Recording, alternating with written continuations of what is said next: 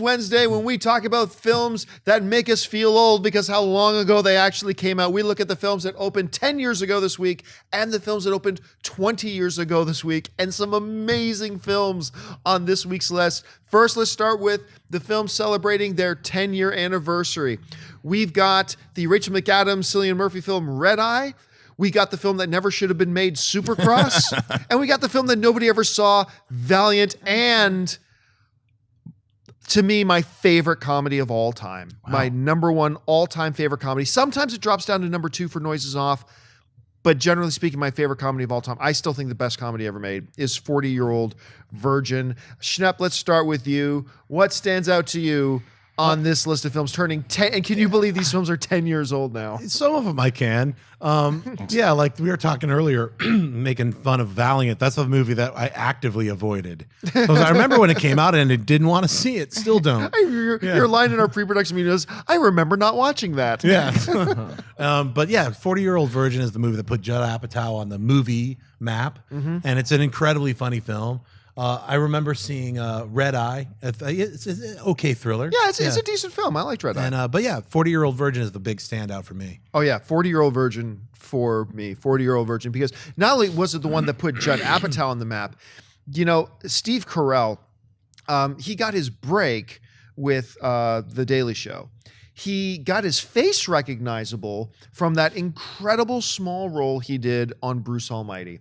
Right. That role, that one scene of him in the newsroom, when he was able to do that, that was the funniest part of that movie. A lot of people remembered it, and it kind of opened the door for him to get some other opportunities. And then 40-Year-Old Virgin. And that film, whether it's Domani, whether it's Seth Rogen, Paul Rudd, and of course Steve Carell, one of the best foursome chemistry things I've ever seen on screen. Every scene these guys did, I thought was hilarious. I love that movie so much, and I liked Red Eye. I liked it. Supercross, again, a movie that never should have been made. Valiant is also one that I remember not seeing. But yeah, wow, it's 10 years ago. 40-Year-Old Virgin. Anyway, what stands out to you about this list? Valiant. When you see that, and you see from the producers of Shrek and Shrek 2, aka please see this movie. Yeah, I haven't seen any of those movies except 40-Year-Old Virgin. I missed Red Eye. It was the one I remember wanting to see it because I was Rachel McAdams to this day still a big fan of hers, and I remember they're announcing she was in that movie, and I don't know why I never got around to seeing it, but I do want to see it soon. Actually, now I will. That's what I'm gonna do after this show. 40-Year-Old Virgin is absolutely the one that stands out because I remember going to see the movie with my buddy Mark Riley, who actually looks like Carell on the poster. He does, actually. Riley does look like that. Just like him. But I remember us going, this is going to be terrible. Why are we going to see this movie? And just dying laughing the entire time because it wasn't just, because we thought it was just going to be like a gross out, kind of what Vacation was this year. That's what I thought. Yeah, that's what I thought too, yeah. I thought it was just going to be this gross out movie, and it had heart. It showed what Steve Carell could do as an actor, comedic actor. It showed how likable he was. And you're absolutely right with the addition of Paul Rudd and Seth Rogen. I remember coming out of that and going, Seth Rogen, that dude, watch out for that guy because he just chewed scenery. You know what his big scene was before that movie? What his big scene before that movie was? Anchorman. Oh, right. Oh, yeah. And he was just no. That's Steve Carell. Seth Rogen. Oh, Seth Rogen, right. Was just the girl, the love interest for Anchorman, her cameraman at the Panda Bar. Right. That was it. That was his big screen Yeah. appearance. He was the cameraman. He was a writer. I mean, he wrote the co-wrote, I think, Donnie Darko, and he was a writer on the Ali G show. So and he was obviously in Freaks and Geeks and all that, and Undeclared and all that stuff. But it's set. It made Apatow was bombing everything he was doing at TV. Even though shows were great, they were canceled. I remember going to see him at a Writers Guild thing, and he was just talking about how he just can't get anything to go. Like people weren't responding to stuff, and then 40-Year-Old there you go. Oh wait, Sinead, tell your story about when you saw, because this will make you feel really old about 40-Year-Old Virgin. No. 40-Year-Old Virgin. Was it 40-Year-Old Virgin? Oh yeah, that's right. I saw 40-Year-Old Virgin for the first time when I was 13, because 10 years ago, and I watched it unrated with my mom and my dad, and it was their idea. They were like, "This movie's hilarious." It had just come out on DVD. they got really good reviews, and the first 10 seconds of the movie is the most awkward thing in the entire world to watch with your parents who thought it was hysterical.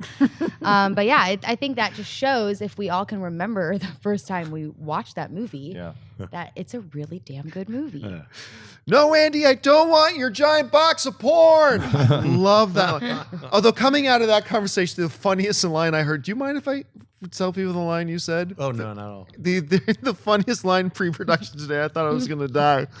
She mentioned she was 13 years old. I was like, wait a minute, when were you born? Was it 92? 92. 92. And Schnapp goes, holy crap.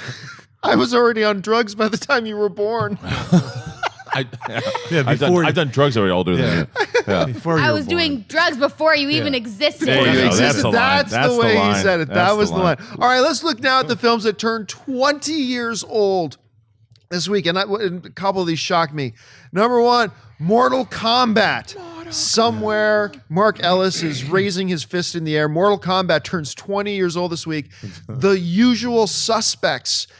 In my top has been for many years and still is in my top 10 greatest films of all time list for me personally. The Usual Suspects and The Babysitter's Club. Christian, let's start with you. What stands out to you on this list? 20 years old. Easily one of my favorite movies at all. Crafted, it puts you in a movie like this. Is what you said before. Is why I love movies. You're just blown away by it. The Babysitter's Club.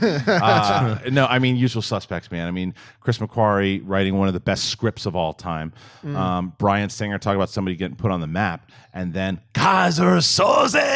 I mean, he's still one of the best villains ever. Never see. Never see him coming. And that's the point of the movie. And that, if you have never seen The Usual Suspects, watch it immediately. And I'm going to try not to. I don't want to spoil anything for you, but man, that movie. Everything with Chaz Palminteri and Kevin Spacey, and there's not a dull moment. The fun, what I didn't realize, one of my favorite critics of all time, the late great Roger Ebert, hated it. Oh wow! I just found that out recently. Which is, who knows? To each his own. But that movie absolutely stands out. Mortal Kombat. Whatever you want to say about Mortal Kombat, how cheesy it is still the best video game movie of all time. Now, hopefully that changes soon. But right now it's the best because it took everything that you played out of that game and how popular it was. It capitalized on how popular the game was, and it brought those characters to life. And doing exactly the opposite of what Street Fighter did. Yeah. Do you know that was actually Robert Downey Jr.'s wife, who formerly Susan Levine. That was her first big movie as a producer, and that kind of catapulted her career. Really? Yeah. That's amazing. Fun fact. Wow. Yeah, Mortal Kombat for me, it was like, get over here. I was a big fan of Mortal Kombat, so it was great, and it's just such an energetic song that Mortal Kombat. The soundtrack. Yeah, I own the amazing. soundtrack. The whole sound of what was that? Du hast. That whole soundtrack was amazing. Yeah, It was it's a great soundtrack and a really fun film, and it's just fun, and that's what I think sometimes. People forget when they're making video game movies. It's like, well, when you're playing a video game, you're supposed to be having fun. And if you're going to make an adaptation of that, you have to grab the core concepts of whatever it is that's fun about the video game and try to make that entertaining, that you're not playing it, you're watching it. So for this, Mortal Kombat, the first one, parts of the second one as well, for me, I love. The Usual Suspects, the one that stands out to me the most. Incredible filmmaking. I mean, it's really, you're right. It's like, that's a movie that put McQuarrie and Singer on the map, and deservedly so, and introduced us all to Spacey and what's his name? Benicio del Toro, Gabriel Byrne. Gabriel Just Byrne. incredible role for Isn't Gabriel Pollock? Byrne. Oh yeah. Yeah. Pollock. Yeah. It's such an incredible It's a great cast. Stephen Baldwin's best role ever. He's so good. And he's so good. He's in it. amazing. I want to quote him, but it's got a curse in it. But it's just like, give me the keys. It's so good. Fantastic film. Yeah. And if you have not seen Usual Suspects yet, Oh, it's the then best. let me just try to sell you on it. The guy who directed X-Men Days of Future Past directed this film. Just go watch it. And I think only one person at this table has seen The Babysitter's Club. Your fond memories of The Babysitter's Club. First of all, let me just say, when does this ever happen? Sinead doesn't watch any movies. Well, there you go, because I've seen The Babysitter's Club. It was with Rachel Lee Cook and Skylar Fisk, which was the girl from Snow Day. Do you remember that movie? I don't even remember Snow Day. Anyways, Babysitter's Club was it was like a 90s film, but I had all the books. It was like a huge series. It had like spin-offs, it had like Babysitter's Mysteries, but it was basically about a teenager's kind of like a now and then feel of this group of girls like coming into their own. And there's like the one her dad was like, she had like problems with her dad and her parents were getting a divorce, but it was based on the books, which I had, and the movie is really, really good. It's like a feel-good, cute teen 90s movie. That opened the same week as The Usual Suspects and Mortal Kombat. Wow. Right.